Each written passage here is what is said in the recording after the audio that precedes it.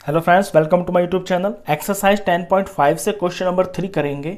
In figure 10.37 ये book में figure दी हुई है आपको।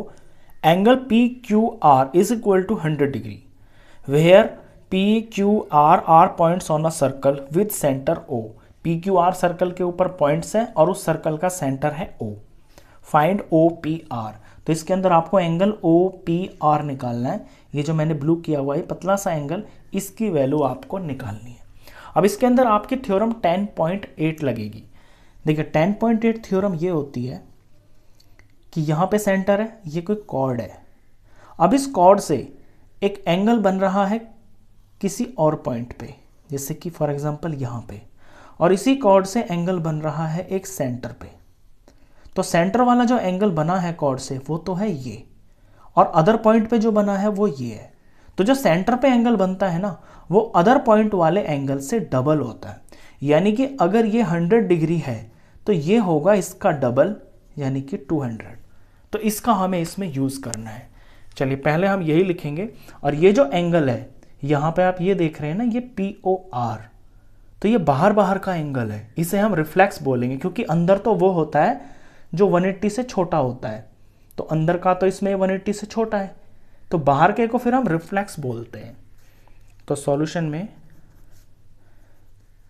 पहले हमें इसी की वैल्यू निकालनी है, reflex angle P O R. ये हो जाएगा इसका double, double of angle P Q R, twice of angle P Q R. और ये थ्योरम 10.8 है। थ्योरम 10.8 की लैंग्वेज ये आपको यहां पूरी लिखनी पड़ेगी। The angle subtended bye an arc at the center is double the angle subtended by it at any point on the remaining part of the circle।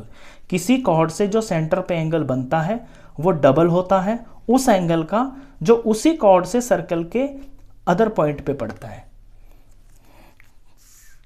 अब रिफ्लेक्स की वैल्यू निकालें हम इसमें,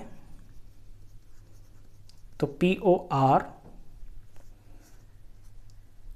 is equal to twice of P Q R, यानी कि ये 100 है तो ये 200 हो गया। तो इसकी वैल्यू मुझे पता चल गई है कि ये 200 है। इसको पता करने के बाद आप निकालेंगे इसके अंदर की वैल्यू, ये जो पी ओ आर है। तो एंगल पी ओ आर हो जाएगा पूरे 360 में से ये बाहर बाहर का एंगल माइनस हो जाएगा। अब पूरा जो सर्कल होता है, एक पूरा सर्कल 360 डिग्री का होता है। अगर उसमें इतना पार्ट 200 है तो बाकी होगा 360 माइनस 200, तो ये बन जाता है 160 डिग्री। अब इस अंदर के एंगल को निकालने के बाद आप ले लेंगे ये ट्राइंगल पी ओ आर। अब हमको ट्राइंगल लेना है। Now in triangle P O R, P O R के अंदर ओ पी और ओ आर ये आपस में बराबर हैं। पहले तो यही लिखना है, O P is equal to O R. बराबर ये इसलिए because radii of same circle. अब जब ट्राइंगल के अंदर ये दो साइडें आपस में बराबर हैं तो इनके सामने के एंगल भी बराबर होंगे, क्योंकि किसी भी ट्राइंगल में जब दो साइड्स बराबर होती हैं तो उसके सामने के एंगल बराबर होते हैं।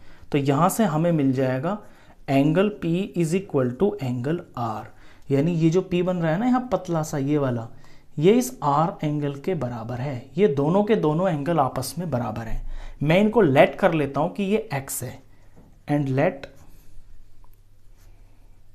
Each is equal to X degree. अब इस ट्राइंगल के अंदर मैं एंगल सम प्रॉपर्टी का यूज करूंगा और X की वैल्यू निकाल दूंगा, वही मेरा आंसर होगा। तो angle P plus angle Q, नहीं O है ये, plus angle R is equal to 180 degree. Reason, angle sum property of a triangle. किसी भी ट्राइंगल के तीनों एंगल्स का जो सम होता है वो 180 डिग्री होता है।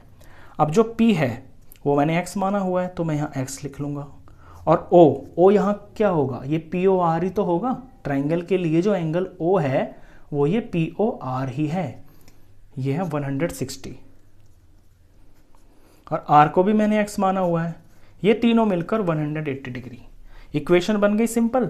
तो ये तो हो गया 2x, x और x 2x, ये प्लस का 160 इधर जाके माइनस हो जाएगा, तो यहाँ से 2x की वैल्यू आ गई है 20 डिग्री और एक x की वैल्यू हो जाएगी 20 डिवाइडेड बाय 2 यानी कि 10 डिग्री। अब ये भी 10 डिग्री का आ गया है और ये भी 10 डिग्री का आ गया है। तो मुझसे पूछा गया है OPR। अब ये जो OPR है ये एंगल P ही तो है ट्राइंगल के अंदर, तो मेरा आंसर होगा therefore angle OPR is equal to 10 degree. Question खत्म। तो इस वीडियो में बस इतना ही। नेक्स्ट क्वेश्चंस के लिए मिलते हैं फिर नेक्स्ट वीडियो में, तब तक के लिए गुड बाय।